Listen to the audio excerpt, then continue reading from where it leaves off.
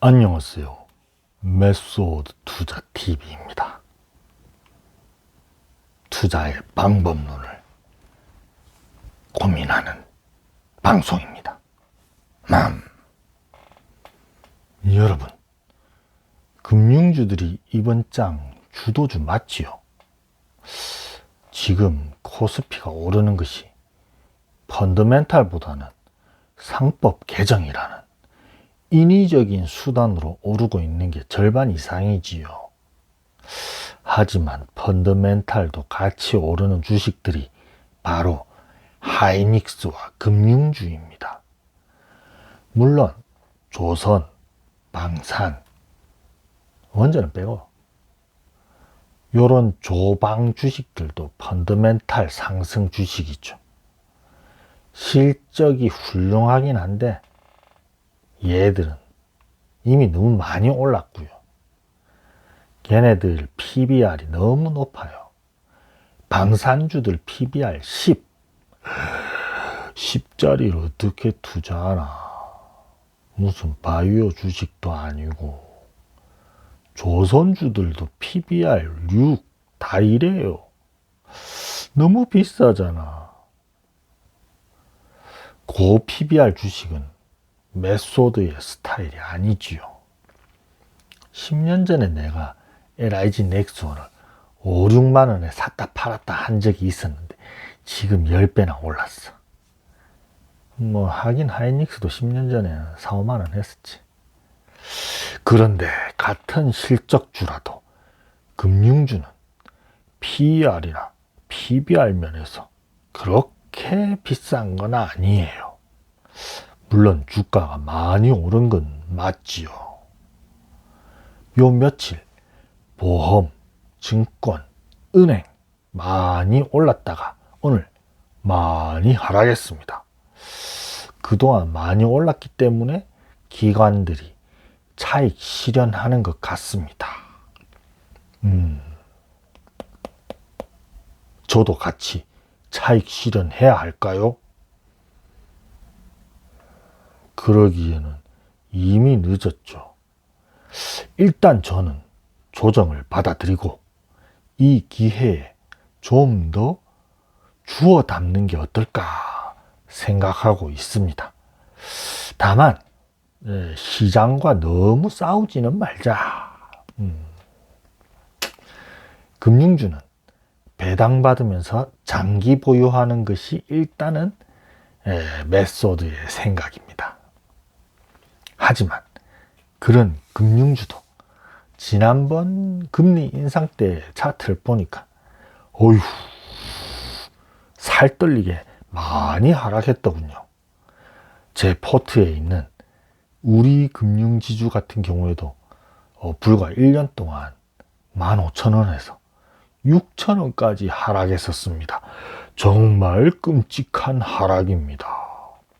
메소드는 그런 하락을 견딜 수 없을 것 같군요. K 증시에서 장기 투자 따윈 개나 줘버려. 자, 각설학. 금융주 직접 투자 대신 ETF 투자는 어떨까요? 제가 오늘 괜찮은 ETF 하나를 발견했습니다. 오호,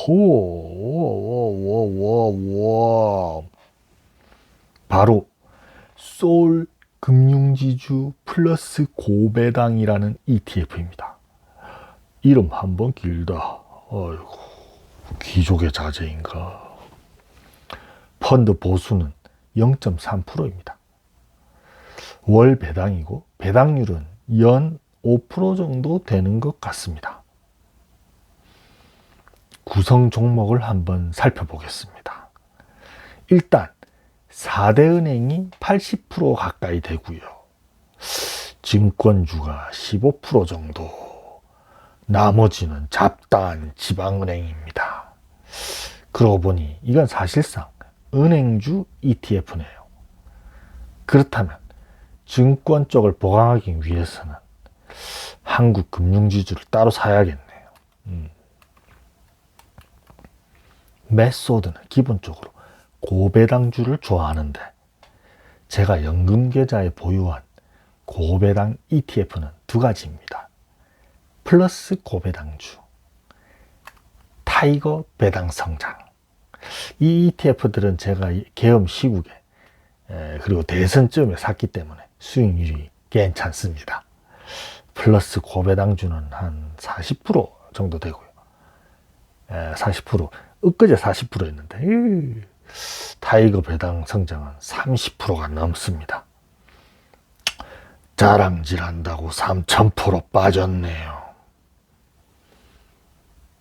여러분들은 ETF는 펀드 수수료 떼고 내가 원하지 않는 잡다한 종목들을 넣어서 별로라고 생각할 수도 있습니다. 저도 그렇게 생각했습니다. 내가 직접 종목들을 기계적으로 다 사면 굳이 펀드 매니저 거칠 필요가 없지요. 아까운 펀드 보수 낼 필요도 없고요. 하지만 제가 직접 투자를 해보니 조금 생각이 달라졌습니다. 직접 투자에는 분명한 한계가 있습니다.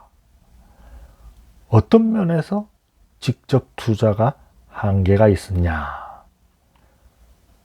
그 한번 제가 썰을 풀어보지요. 첫째, 오르는 종목은 사지 않고 조정을 주는 종목만 사기 때문에 종목들의 비중이 점점 차이가 나고 불균형이 심해집니다. 예를 들어서요. 증권주와 은행주를 고르게 사서 금융주 포트를 만들고 싶은데 증권주는 조정을 받았고 은행주는 조정을 받지 않았다고 해봅시다. 그러면 어느새 저희 포트에는 증권주만 많아지고 은행주는 별로 없게 되는 거죠. 이게 생각보다 내가 기계적으로 같이 산다는 게 쉽지가 않습니다. 그래서 ETF를 사면 훨씬 간편하죠. 이게 수수료 값을 하지 않나 싶습니다. 자, 두 번째 이유. 가봅시다. 같은 증권주 안에서도 내가 픽한 종목은 성과가 낮고 내가 평소에 별로라고 생각해서 사지 않았던 다른 종목이 훨씬 많이 오를 수 있습니다. 그런데 ETF를 사면 그럴 위험을 제거할 수 있죠. 다 사게 되니까. 대신 내가 원하지 않았던 종목이 내려서 전체 성과를 갉아먹는 경우도 있습니다. 어떤 종목이 하한가를 가버렸다. 내가 별로 사고 싶지 않았는데 근데 그게 ETF 안에 들어있어. 그러면 ETF가 영향을 받는 거죠. 그러면 이 문제는 어떻게 해야 되는가? ETF도 사고 내가 좋아하는 종목도 같이 사면 됩니다. 예를 들어서 증권업 ETF도 사고 한국금융지주도 사고 그런 식으로 말이에요. 자, 세 번째, 매수가 매우 간편합니다. 생각보다 많은 종목에 분산 투자를 하면요, 이게 계획적으로 매수하는데도 시간이 많이 걸립니다. 정말이에요. 머리로는 지금 시장가로 정해진 수량을 딱딱 계획에 맞춰서 산다 이렇게 마음먹고 덤벼들어도 막상 호가창이 왔다리 갔다리 하면 시장가로 사려는 마음이 약해집니다. 아까는 분명히 15,000원이었는데 갑자기 14,800원이 되었어. 그러다 보면 이거 호가를 조금 내려서 14,700원에 매수 대기 해놓자. 그런데 갑자기 매수가 아직 안 됐는데 15,300원으로 확 올라 버렸어. 그러다 보면요, 어떤 종목은 그날 못 사는 경우도 있어요. 그런데 그 종목이 그 다음날 더 확 올라 버렸어. 5% 올랐어. 그러면은 그날 이후로 그 종목은 영영 못 삽니다. 그래서 그 종목만 비중이 적어져요. 수익률은 제일 높은데 비중은 제일 적어. 그래서 이 매수할 때 고민하지 않아도 되고 매수 행위 자체가 매우 간편하다는 점도 ETF의 강력한 장점일 수 있습니다.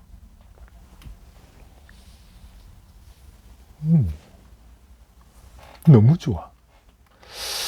그래서 저는 금융주를 사고 싶은데 좀 번거로움을 낮추기 위해서 이번 조정에서 솔 금융지주 플러스 고배당 ETF를 한번 모아볼까 생각 중입니다. 그럼 오늘 방송은 여기까지. 여러분 안녕. 아듀.